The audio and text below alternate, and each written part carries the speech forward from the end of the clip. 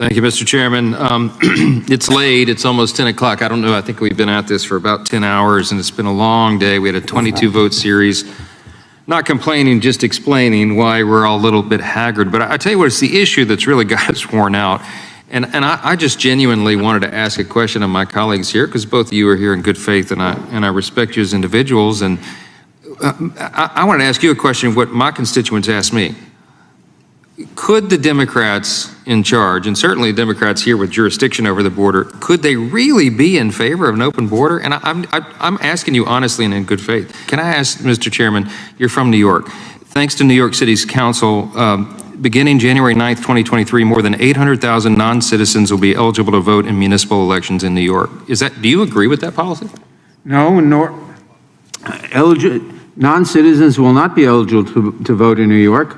They never have been. Well, they were in the 19th century eligible to vote in New York. Well, no, this is a recent action. It was just passed in December. No, that is not correct. Non-citizens have not been eligible to vote in New York, or as far as I know, in any other state since the 19th century. That's not true. The New York City Council voted in December to allow this. It begins January 9, 2023. Cities in Vermont and Maryland already allow this, and similar measures are under consideration in Illinois, Maine, and Massachusetts right now. If the gentleman will yield? Yes. I believe those are considerations of allowing votes in municipal elections only. Right, but thank you. That's the point. Everybody wants to know at home, why would they allow this? Guys, they're allowing it because they're going to turn them into voters. They already are doing this in New York City, largest city in America, and this is the plan of our friends on this side to turn all the illegals into voters. That's it, folks. That's what's going on. That's the game. That's why the border's open. That's why they've dropped it. Look, I respect Ms. Lofgren and all her work in this arena. Yes, I'll yield, Mr. Chairman. I'd love to hear what you have to say about this. As a New Yorker, I would love to think that New York is the entire country, but it is not. It is not, and consideration is being given to permitting non-citizens to vote in New York, and I believe in the capital city of Vermont. I forget which that is.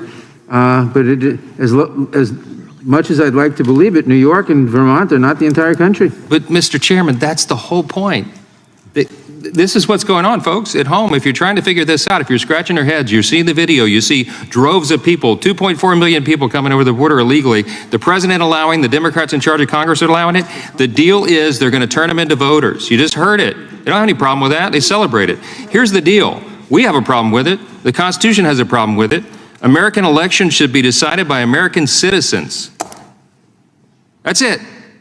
That's what this is about. That's why we're jumping up and down and screaming, my friends on the video who are commenting about this. That's why we're so upset, because our constituents are frightened that we are losing our country. We're losing our security, or losing our sovereignty, because we're going to allow people from 160 different countries around the world to come in here and decide our elections. That's it. Here it is on record. You all heard it. I'm out of time. I yield back.